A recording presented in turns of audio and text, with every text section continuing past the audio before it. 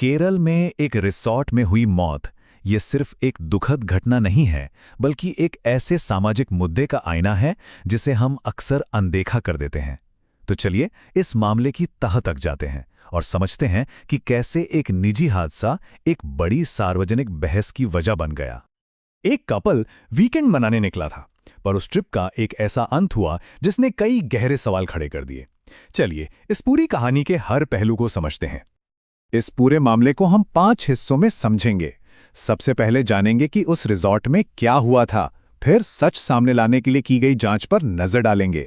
इसके बाद देखेंगे कि कैसे पार्टनर ही मुख्य आरोपी बन गया।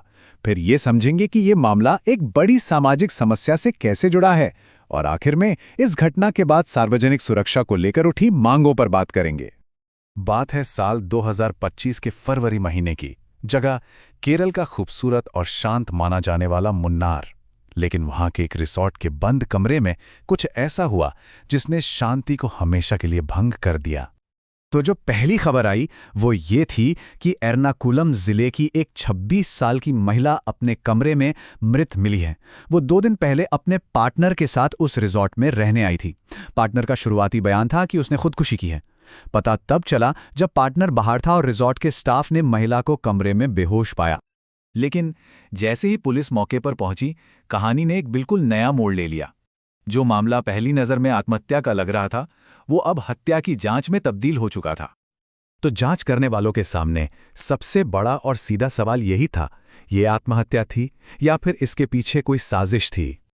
और फिर आई पोस्टमार्टम रिपोर्ट, जिसने सारे दावों को पलट कर रख दिया। जहां एक तरफ खुदकुशी की बात कही जा रही थी, वहीं रिपोर्ट ने साफ कर दिया कि मौत की वजह हाथ से गला घुटना थी। और सबूत भी इसी तरफ इशारा कर रहे थे। पीड़िता की गर्दन और कलाइयों पर चोट के निशान मिले थे। सीसीटीवी फुटेज में दोनों के बीच बहस साफ दिख रही थी, और फॉरेंसिक जांच ने यह भी साफ कर दिया कि कमरे में कोई तीसरा शख्स आया ही नहीं था। तो पूरा घटनाक्रम कुछ इस तरह था। शुक्रवार दोपहर को दोनों ने रिसॉर्ट में चेक इन किया। वहां रुकने के दौरान स्टाफ और सीसीटीवी दोनों ने कंफर्म किया कि उनके बीच कई बार झगड़े हुए। रविवार दोपहर को महिला बेहोश मिली और उसी शाम उसका पार्टनर शहर छोड़कर भागने की कोशिश करते हुए अलुवा रेलवे स्टेशन पर पकड़ लिया गया। अब सारी जांच का केंद्र वो व्यक्ति था जो कुछ घंटे पहले तक पार्टनर था और अब इस केस का मुख्य आरोपी बन चुका था। तो चलिए जानते हैं कि जांच में मोटिव यानी मकसद क्या सामने आया और उस पर क्या आरोप तय हुए। आरोपी 28 साल का एक आईटी प्रोफेशनल है। पुलिस का मानना है कि हत्या का मकसद एक टूटा हुआ रिश्ता था। कहा जा रहा है कि महिला को अपने पार्टनर की बेवफाई का पता चल गया था और उसने रिश्ता खत्म करने का फैसला कर लिया था। इसी बात पर उनके झगड़े बहुत बढ़ गए थे। और फिर जांच में एक बहुत अहम सबूत मिला, पीड़िता के फोन से रिकवर किए गए व्हाट्सएप मैसेज। ये मैसेज सिर्फ चैट नहीं थे, ये इस बात का सबूत थे कि उसे अपनी जान का डर सता रहा था। आरोपी पर इंडियन पीनल कोड यानी भारतीय दंड संहिता के तहत 2 मुख्य धाराएं लगाई गई हैं। पहली सेक्शन 302 यानी हत्या का आरोप, और दूसरी सेक्शन 201 यानी सबूत मिटाने का आरोप, क्योंकि उसने इसे खुदकुशी दिखाने की कोशिश की थी। सेक्शन 302 हत्या का सीधा आरोप, जो इस केस की गंभीरता को साफ साफ बताता है। पर यह कहानी सिर्फ एक क्राइम की नहीं है, ये एक बहुत बड़ी और अक्सर छिपी हुई सच्चाई की तरफ इशारा करती है, जिसे कहते हैं इंटीमेट पार्टनर वायलेंस।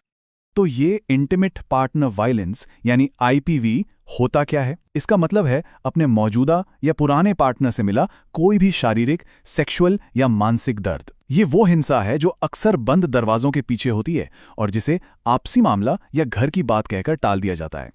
और इसी बारे में एक बहुत ही अहम बात कही गई है, रिश्तों के अंदर होने वाली निजी हिंसा भारत में सुरक्षा सुधारों के लिए एक बहुत बड़ी चुनौती बनी हुई है।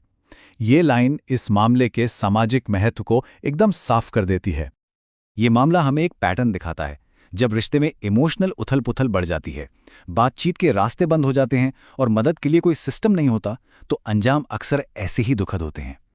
अब जाहिर है इस घटना ने समाज में एक बड़ी बहस छेड़ दी है। लोग क्या कह रहे हैं और सिस्टम में बदलाव के लिए क्या मांगे उठ रही हैं। आइए इस पर एक नजर डालते हैं।